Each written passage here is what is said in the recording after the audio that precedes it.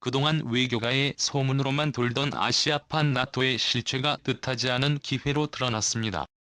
아시아 국가 대다수의 참여와 더불어 한국의 본부가 지어질 예정이라고 하는데요. 중국을 제압하는 거대 군사동맹의 중심에 한국이 놓이게 된 상황. 대체 양국에 무슨 일이 벌어지고 있는 것일까요? 지금부터 아시아판 나토에 대해 자세히 설명해 드리겠습니다. 러시아군의 공습으로 만신창이가 된 우크라이나. 최근 러시아군이 우크라이나 일대에서 잔혹한 짓을 저지른 일이 알려지자 국제사회는 공분했는데요. 특히 여성과 아이들을 대상으로 심각한 전쟁 범죄가 일어나자 젤렌스키 대통령은 UN 화상회의를 통해 러시아의 범죄를 고발, 전쟁 범죄를 저지른 적 없다는 러시아 대사의 거짓말을 폭로하고 국제사회의 도움을 간절하게 요청했죠.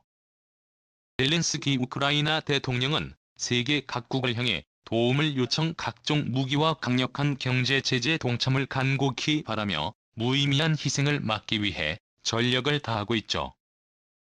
에서도 가장 공을 들이는 단체는 바로 북대서양조약기구입니다. 유럽의 마지막 보루라고 칭하는 나토의 존재는 미국과 캐나다, 영국과 프랑스 등 주요 국가들이 결성한 군사동맹으로, 만약 동맹국 중 하나가 공격을 받을 경우 나토 소속 연합군이 그 즉시 출동, 상대 국가를 향해 공격이 가능해 러시아 입장에서 두려운 존재였죠. 특히 소련이 해체되고 과거 소련 연방국이었던 국가들이 하나둘 나토 가입 요청을 하면서 러시아는 이를 극도로 두려워했는데요. 자신의 앞마당까지 나토의 세력이 확산되면 러시아는 서방 세계에 굴복할 수밖에 없다는 결론에 도달한 것이죠. 특히 자신의 권력이 사라지는 것을 그 누구보다도 두려워한 푸틴은 러시아의 앞마당이라고 할 수 있는 우크라이나까지 나토의 제안에 넘어가려고 하자 우크라이나 전쟁을 일으키는 행보를 보이며 지금까지도 우크라이나를 포기하지 않는 모습을 보였죠.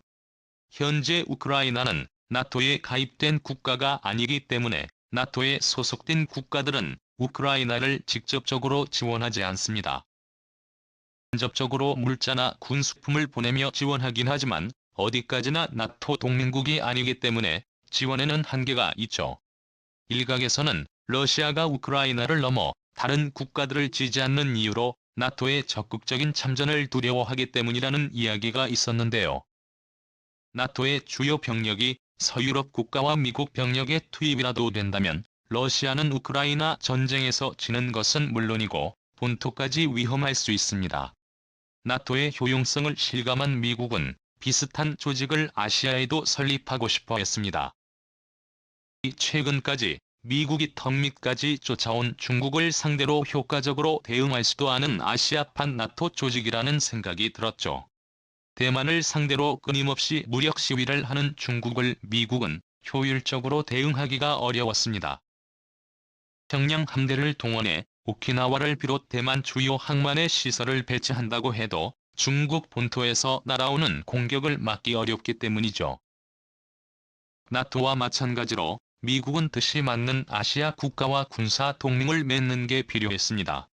설사 미국이 늦게 대응한다고 해도 중국 주변 국가가 먼저 중국 공격에 맞서 선제 대응을 할 수 있게 하는 것이 중요하다고 깨달은 미국은 조심스럽게 움직이기 시작했습니다. 중국이 눈치채기 전에 미국 주도의 동맹을 세워 효과적으로 중국을 압박하기 위한 아시아판 나를 수립을 도모한 것이죠. 미국은 오커스 설립부터 조심스럽게 이 프로젝트를 시작했습니다. 이런 정황이 포착된 것은 오쿠스 정상이 극초음속 미사일 분야에서 협력을 약속하기로 한 곳에서 확인이 가능한데요. 지금 미국에서는 오쿠스 그룹이 초음속 미사일에 필요한 핵심 기술을 공유하고 미사일 경쟁에서 뒤처지지 않기 위해 지원을 할 것이라고 말했죠. 그런데 이 발표에서 등장은 미 의회조사국 보고서에서 는 뜻밖의 내용이 들어있었습니다. 바로 기술 협력을 위해 호주, 인도, 일본과 한국 등 극초음속 미사일 기술 개발을 위한 동맹 지원을 암시하는 내용이 있었기 때문입니다. 코드와 포커스 그룹만이 아니라 주요 동맹국 일원으로 한국을 포함한 거국적인 군사동맹의 존재가 암시되었던 것인데요. 이 보고서의 내용이 공개되면서 중국은 분노를 참지 못했는데요. 아니라고 주장했지만 아시아 태평양판 북대서양조약기구를 구성한 것이 아니냐는 의혹이었죠. 미국은 중국의 주장에 그 어떠한 대답도 하지 않는 상황. 심지어 보고서에는 주요 동맹의 본부로 한국이 최고의 장소이며 동맹 업무를 수행할 기지의 필요성을 강조했습니다. 만약 아시아판 나토가 만들어진다면 한국의 본부가 되는 것이죠. 이를 알 수 있는 사실로 최근 한국 정부가 미국과의 접촉이 빈번하다는 점에서 확인할 수 있는데요. 한국은 조심스러웠던 과거와 달리 퍼드 플러스 조직에 참여 거국적 군사 동맹의 일원으로 참여하고 싶다며 태도를 바꾸었습니다. 게다가 최근 새 정부의 수반이 된 윤 당선인이 주한 미군 평택 기지를 방문하면서 미국과의 소통 채널을 열어준 사와 미국과의 공조를 통해 한반도 평화는 물론이고 세계 평화에 있어 기여하는 모습을 보이겠다고 했죠. 베이징과 가장 가까운 곳에 있어 군사적으로 위협이 될 수 있고 주한미군으로 오랜 동맹관계를 구축한 한국은 미국이 신뢰할 수 있는 국가로 아시아판 나토 군벌을 세우기에 서울만큼 좋은 곳이 없는 것이 현실이죠. 미국은 물론이고 아시아 전역에서 심상치 않은 흐름을 관찰한 중국은 즉각 이에 반발하며 미국과 동맹국을 포함하기에 이르렀는데요. 중국 인민해방군 최고 연구기관인 군사과학연구원의 후평성 연구원은 기고문을 통해 아시아판 나토는 불가능하다고 단언했습니다. 기고문에서 미국 패권의 쇠퇴와 동맹 사이에서 미국에 대한 신뢰 부족이 결국 아시아판 나토 발족을 막을 것이라고 희망 섞인 관측을 하며 미국의 영향력을 과소평가했습니다.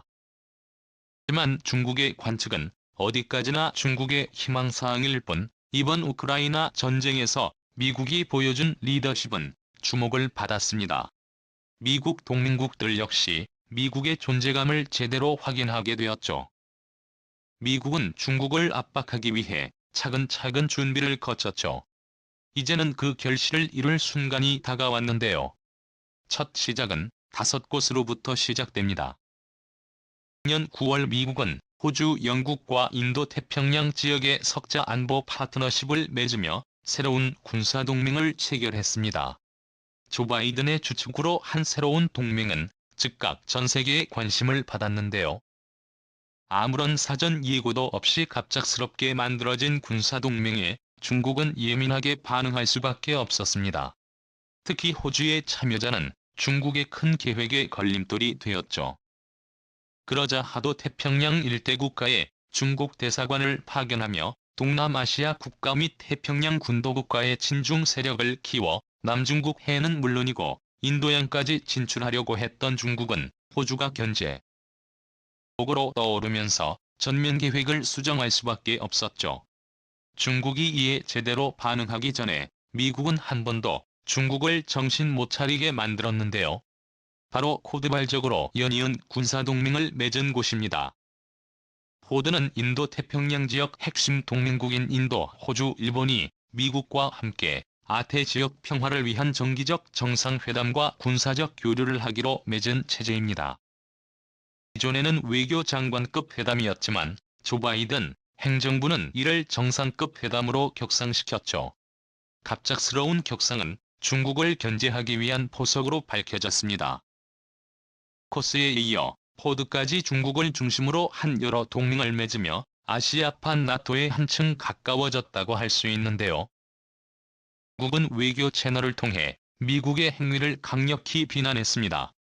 화춘잉 중국 외교부 대변인은 정례 브리핑을 통해 이들 국가는 중국의 위협을 부추겨 중국과 주변국의 관계를 악화시키는 데 안간히 힘을 쓰고 있다고 말하며 중국은 이에 단호히 반대한다며 공식적으로 코드를 부정하게 이룹니다. 미국은 중국의 반응에 오히려 기뻐하는 반응을 보였는데요. 중국을 불편하게 만든 것은 미국 외교 및 군사 전략이 제대로 먹혀들고 있다는 증거였기 때문입니다. 은 공식적으로 아시아판 나토를 추구하는 것은 아니라며 로이드 오스틴 미국 국방장관의 말을 전달했습니다. 자유롭게 개방적인 시스템 구축을 위해 협력하는 것이라며 중국의 주장은 근거 없는 소리라며 이를 일축했습니다. 중국은 미국의 주장을 온전히 다 믿을 수 없다고 주장하며 러시아와 협력을 강화하며 미국에 맞설 동맹을 찾으려 했죠. 그러다가 발생한 것이 올해 일어난 우크라이나 전쟁이었습니다.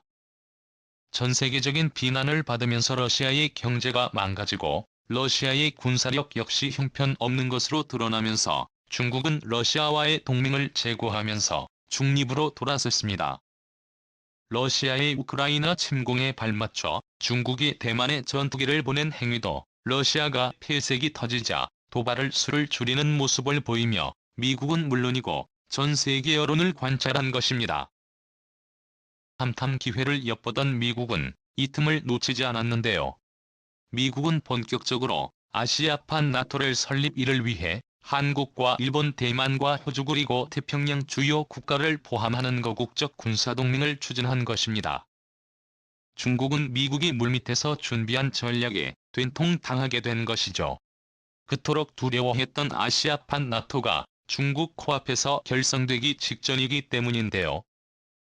주축이 될 한국은 미국과 긴밀한 공조를 이어가며 그 어느 때보다도 중국 압박에 적극적으로 바뀌었습니다. 최근 종려용 외교부 장관이 나토 외교장관 회의에 참석해 우크라이나 인도 지원 약속은 물론이고 중국의 참여에 대해 언급한 것은 이를 방증하는 것이라 볼 수 있죠. 세계 질서를 이끌어가는 국가에 책임을 다할 것을 주문한 곳입니다. 중국은 어떠한 대꾸를 하지 못하고 꿀먹은 덩어리처럼 가만히 있을 수밖에 없었다고 하는데요. 한국을 중심으로 보이는 아시아판 나토 중국의 코를 납작 놓을 수 있는 것의 기구가 모습을 드러내길 기원해 보겠습니다. 시청해주셔서 감사합니다.